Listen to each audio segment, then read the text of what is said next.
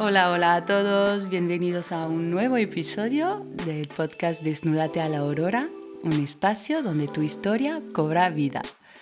Hoy tengo el privilegio de tener una invitada súper especial, se llama Beatriz Cuadros y no es menos que una de mis profesoras de coaching y mi mentora.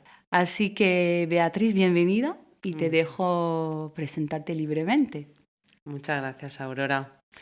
Pues soy Beatriz Cuadros, soy coach, soy formadora, soy mentora de coaches, como muy bien ha dicho Aurora, y me dedico desde hace ya unos cuantos años, 7, 8 añitos ya, a acompañar a personas en su crecimiento, en su desarrollo personal, también formación en habilidades y competencias personales, profesionales y acompañando en general a personas en sus procesos de cambio.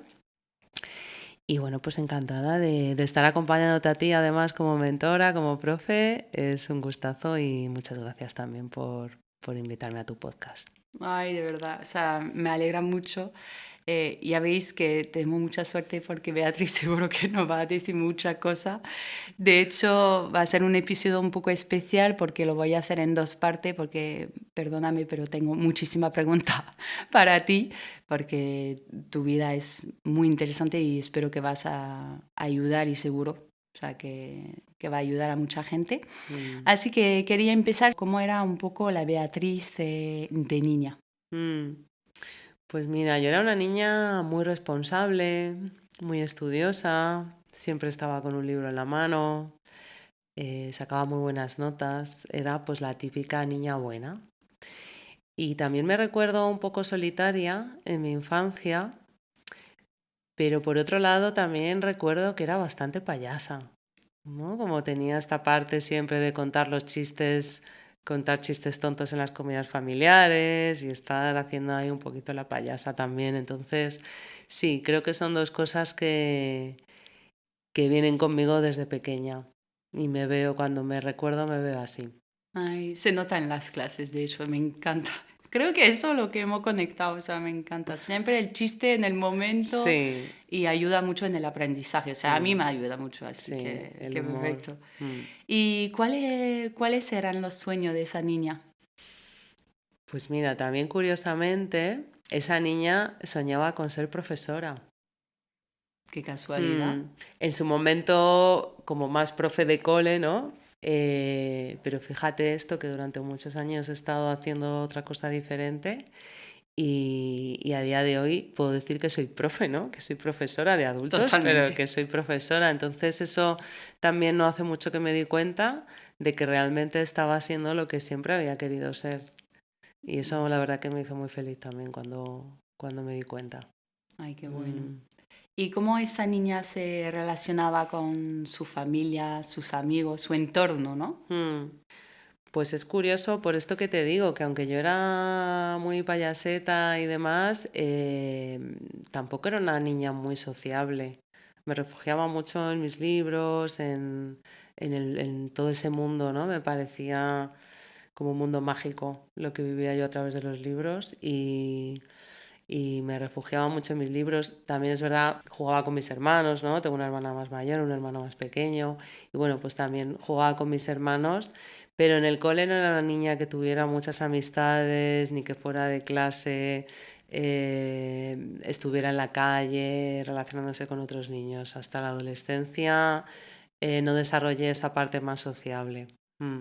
¿Había algún miedo ahí detrás? Ahora, pensándolo, ¿tú No, crees? era que en mi entorno familiar no se promovía esa parte.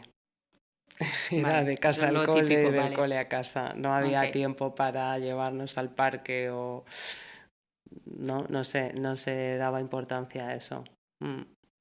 vale. ¿Y qué se hablaba entonces en tu casa? Si entrar ahí en lo Mm. concreto, se hablaba de emociones, de cómo te No, para sentías. nada, para nada, para nada. De hecho, yo muchas veces pienso, me he sentido muchas veces un bicho raro en mi familia. Mm.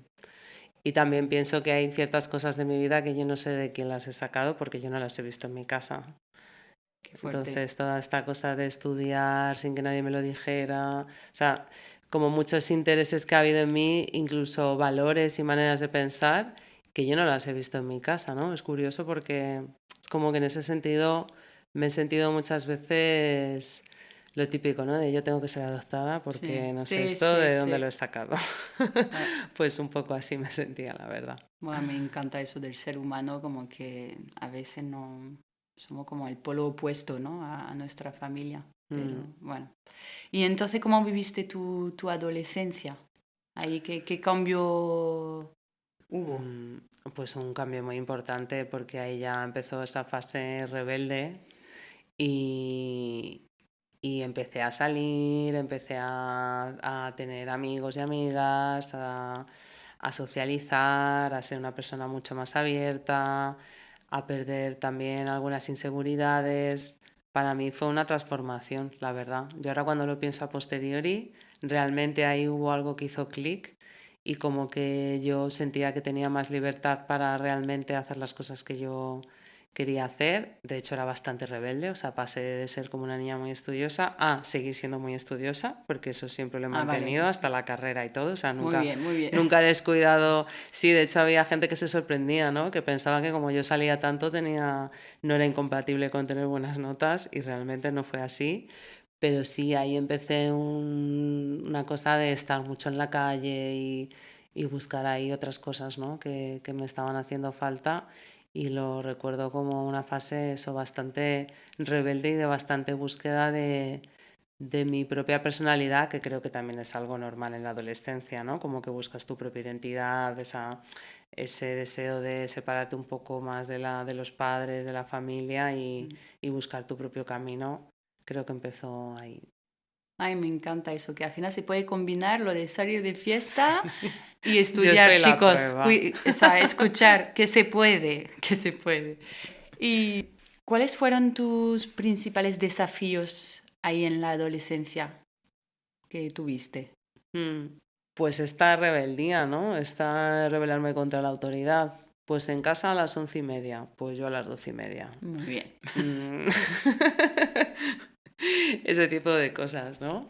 Pero sí, no lo recuerdo como algo. Es que yo estaba realmente feliz porque por primera vez empezaba a tener amistades y a tener vida social y realmente fue desafiante la parte de rebelarme contra la autoridad Mm, de mis padres. Eso fue lo más desafiante. Y bueno, también obviamente todas las transformaciones físicas, ¿no? Yo llevé brackets además de los 10 años a los 14, en una época en la que todavía no se veía mucho esto de los brackets y era un poco motivo de sí, mofa también, ¿no? Entonces, total. yo de hecho la adolescencia la cuento casi a partir de los 14, que fue cuando me quitaron los brackets, cuando entré en el instituto Mm, y ahí ya empezó como una nueva fase, yo también físicamente me veía ya pues que empezaba a ser una mujer, ¿no? Y sí, un poco es verdad que el tránsito, no sé desde cuándo podemos considerar adolescente, pero sí, un poco entre los 10 y los 14 fue lo más complicado porque todavía no estaba en ese momento de empezar a coger más libertad,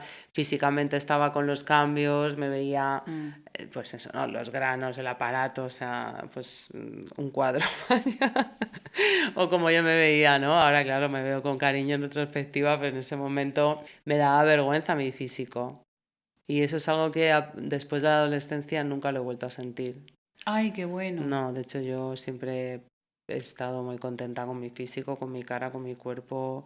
No me critico en ese Buah, sentido. Al enhorabuena. contrario, yo me veo en el espejo a día de hoy y digo, Ole. ole tú. Buah, me encanta. Entonces, sí, pasada esos años más críticos, ¿no? De que te va cambiando mucho el cuerpo, Ujú. después en ese sentido muy bien. Y ahora va a ser como un tema un poco más personal, porque es verdad que viendo, bueno, ya lo habías contando, lo vas contando un poco además en las clases y demás, pero viste en tu LinkedIn que estudiaste Administración y Dirección de Empresa, Ujú, también Marketing Digital, ujú. si no me Cuando el equivoco. marketing digital estaba en pañales, o sea, te estoy Sí, hablando del año 2004. bueno, ya ves. Entonces, vale, Hace entonces, 20 años cuando lo más avanzado que había era el PayPal, era sí, como la sí, sí, revolución de ese momento. totalmente. Entonces, claro. Y me llamó la atención que en 2013 ya decidieras comenzar la formación de experto en coaching en Crearte, en la escuela que Ujú, yo me estoy formando ahora y que tú ujú, eres la profesora. ujú. Entonces, ¿Qué te llevó a dar ese paso? Pues bueno, fue un sartenazo, como digo yo, que me dio la vida con 30 años. Llevaba ya unos cuantos años trabajando en una multinacional, ¿no? Ejerciendo de lo que yo había estudiado y que en ese momento lo estudié porque quise, porque me gustaba, porque yo quería ser una ejecutiva agresiva. Lo de agresiva, entre comillas, me refiero, ¿no? Yo tenía esta imagen de la mujer con la falda de tubo, los tacones Ahí y lo su veo, maletín, total. entrando, ¿no? El diablo se viste de Prada, pues ese Sí, sí. prototipo de mujer. Y otra cosa que me gusta de mí es que yo todo lo que me he propuesto en la vida lo he conseguido. Lo que me he propuesto de verdad lo he conseguido. Entonces yo quería ser una ejecutiva de una multinacional Sí o sí. y eso es lo que conseguí ser. Claro, una cosa es la imagen que tú tienes en tu mente de lo que es una profesión, ¿no? Como el estereotipo o el esquema que tú tienes, y otra cosa es la realidad de una profesión cuando tú estás ya metido en ello. Entonces, bueno, yo estaba en una profesión que sí que tenía muchas cosas que me gustaban y aprendí muchísimo en esos años. Y también era un trabajo muy estresante y bueno, pues aparte mi vida en ese momento, ahora viéndolo en retrospectiva, porque en ese momento no era consciente, estaba un poco perdida de lo que yo quería en la vida, de dónde estaba yendo, tanto en lo personal como en lo profesional, como en lo familiar.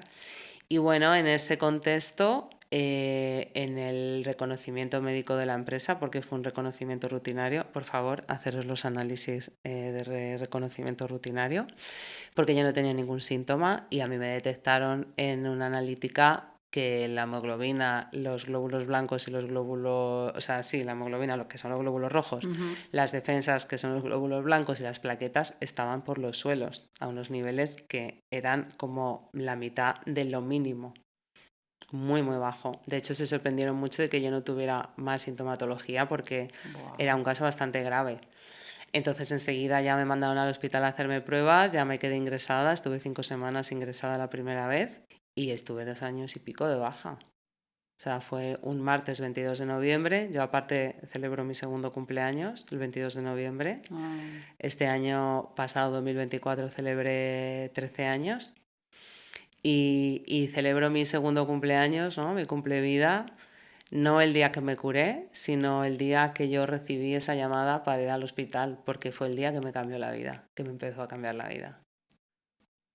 Vaya, o sea, no sabía que ni tenía síntomas, o sea, entonces, ¿qué pasó después de esa prueba? Tú haces la prueba, te vas al hospital, o sea, imagino que es como ni te enteras de lo que está Nada, pasando. yo pensaba que sería algo vírico, que... Bueno, yo pensaba primero que los análisis estaban mal, que había habido un error. Y cuando ya me hicieron las pruebas en el hospital y confirmaron, pues yo al principio pensaba que era algo vírico, que me iban a dar alguna medicación y ya está. De hecho, esto era un martes, yo tenía entradas para el teatro para ver a Viggo Mortensen, que me moría de ganas, el viernes, y todavía yo estaba pensando el miércoles, bueno, me van a poner algo así por vía intravenosa Y y ya yo el voy a viernes ir. estoy en el teatro. No. Paró mi vida por completo, claro. Entonces, bueno, al final, al principio pensaron que podía ser leucemia aguda por los síntomas, por la analítica. Ya lo descartaron, me hicieron un aspirado de médula, descartaron eso y ya pues el segundo probable diagnóstico, que fue el definitivo, aplasia medular autoinmune, que es una enfermedad autoinmune de la médula ósea. La médula ósea es el tejido que tenemos en los huesos que producen las células sanguíneas. Entonces mi médula no estaba funcionando porque los linfocitos T, o sea, mi propio cuerpo, estaba atacando a mi médula. Claro, las enfermedades autoinmunes son muy simbólico, ¿no? Es tu propio cuerpo atacándote Totalmente. y haciéndote parar en seco, que fue lo que me pasó a mí. ¿Y cómo enfrentas esa noticia? Entonces, en principio, obviamente, no lo crees. Y luego, ¿cómo va? O sea, como que te imaginas que no es grave, Sí, sí, obviamente, sí. pero ¿cómo va evolucionando esos pensamientos? Pues mira, claro, en ese momento no lo sabía, esto lo he aprendido después, pero yo estaba viviendo un duelo. Yo tuve que vivir un duelo, el duelo de la persona que ya 100%. no era, el duelo de la vida que ya no No va. podía tener hasta nuevo aviso, porque a mí me dijeron que era una enfermedad que tenía un tratamiento, que tenía una alta probabilidad de mejora, pero tampoco era una garantía. Era un 70% de probabilidades.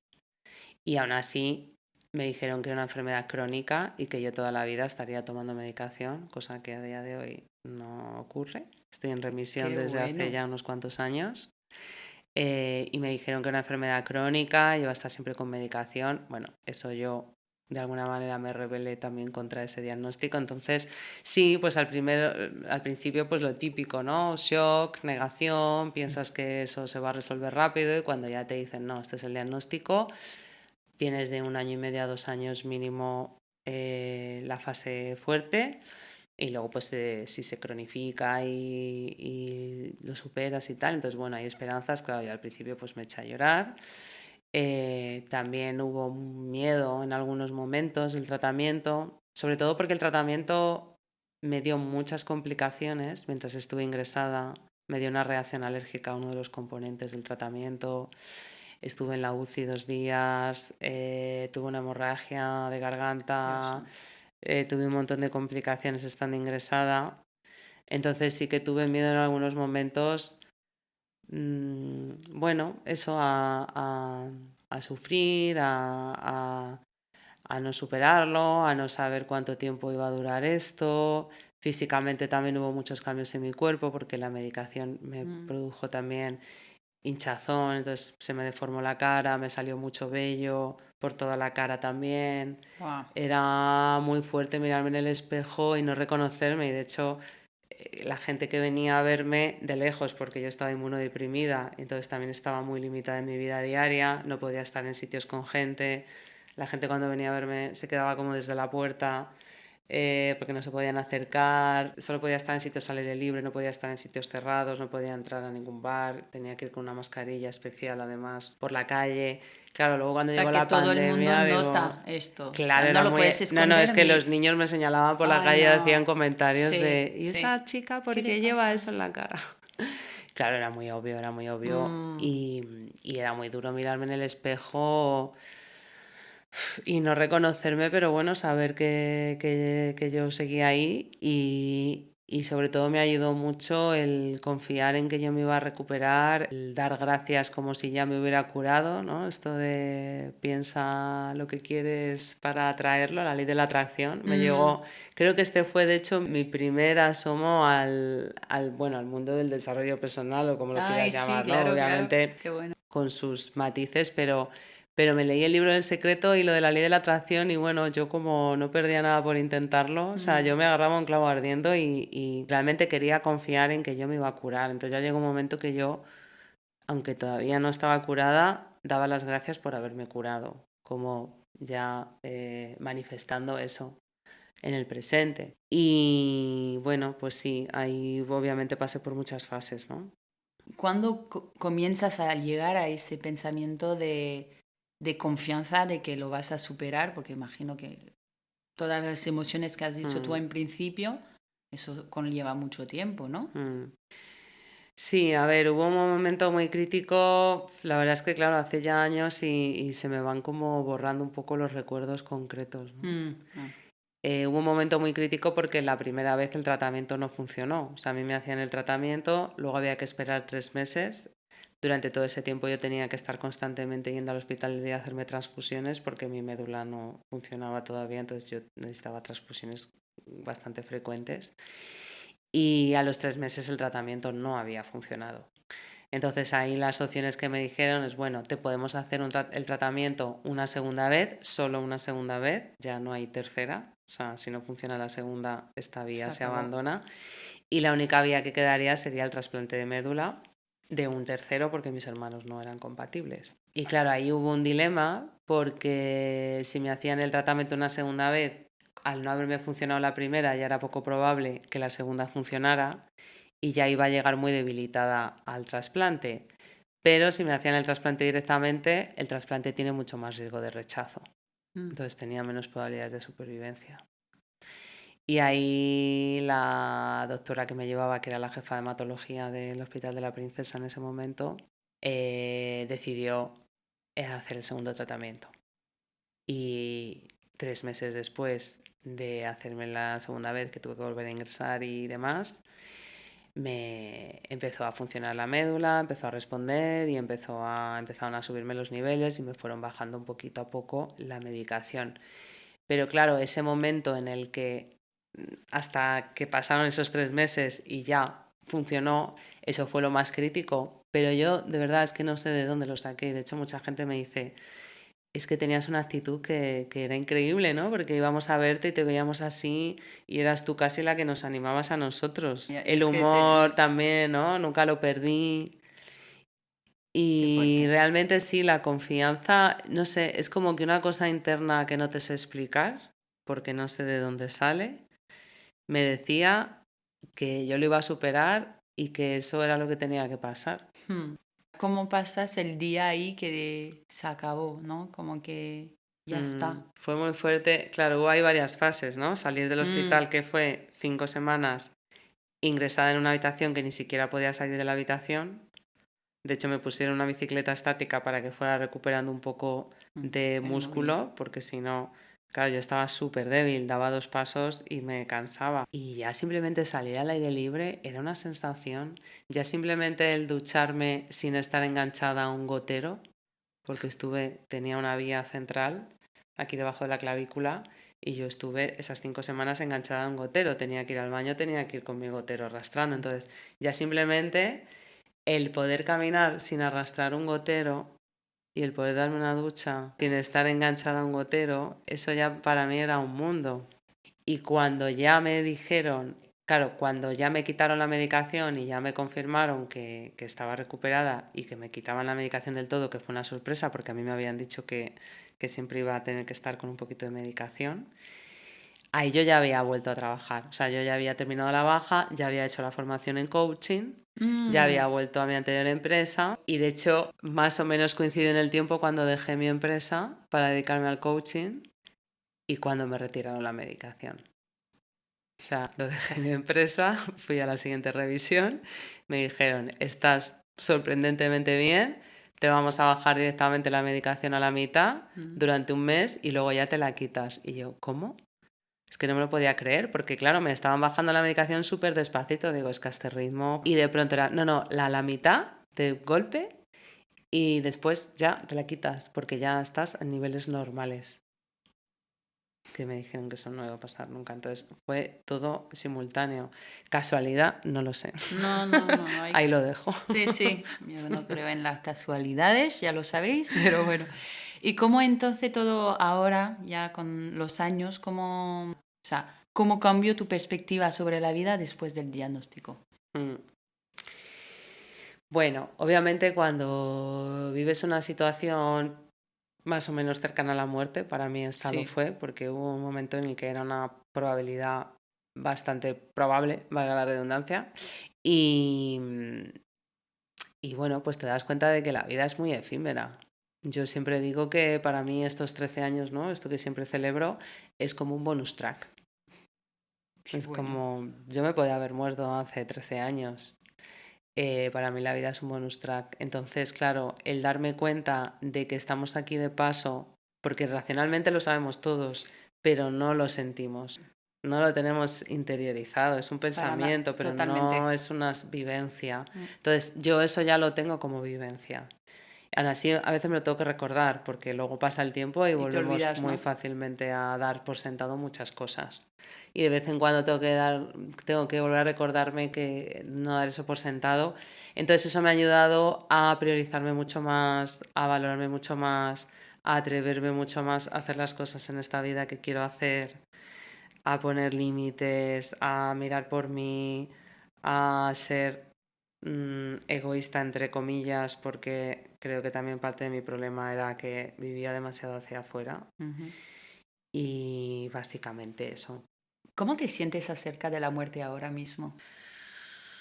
O sea, ¿cómo te sentiste Mm, antes? Porque mm, ahora mismo a lo mm, mejor se te va un poco quitando, mm. ¿no? Lo que dices, que se va Sí. un poco olvidando, pero puedes como, no me gustaría que reviviese esto, Mm, obviamente, pero cuando de verdad sientes que te puedes morir, mm.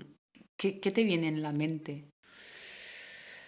A ver, era un poco, jolín, si me muero ahora, he vivido un montón de cosas, porque es verdad que yo tengo la sensación, la gente dice, oye, es que la vida se pasa muy rápido. Yo tengo la sensación de haber vivido muchas vidas. Qué No bueno. sé si es porque he estudiado muchas cosas diferentes, he vivido en sitios diferentes, he tenido varias parejas, he hecho muchos cambios en mi vida, he aprendido un montón de cosas, he conocido mucha gente, he vivido muchas experiencias, he viajado mucho. No sé si es por eso, pero yo sí tengo la sensación de que he vivido muchas vidas.